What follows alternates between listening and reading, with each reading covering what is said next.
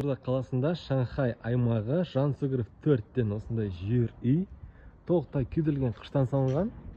Мына жақ сыртқы қақпасы. Бұдан әрі қарай өтетін болсақ, есік алды толықтай навестелген. Толықтай стяжкіленген есік алды 6 соттық. Есік алды көрінісі осындай. Фундаменті жерге кіріп кетпеген. Фундаменті биік. Есік алдында осындай тапчаны. Мынау кіреберіс бөлігі есік алды. Үйіміздің кіреберіс бөлігі кірген бойдан сол жағында бұл жақта ваннасы мен туалеті бар. Толықтай кафелденген. Одан ар жағында топкісі. Осылай кіреберістен шағын ас бөлмесі. Одан осылай шағын дәрі шат. Ошақтан әрмен қарай бөлмелер тарайды. Мына жақ бөлігінде қонақ бөлмесі. Қонақ бөлмесі кең. Одан әрірек өтетін болса, мына жағынан бір спальня.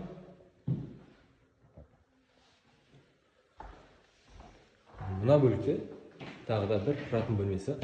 Толықтай ақпарат алу бойынша көрсетілген номерге хабарласып біле аласыздар.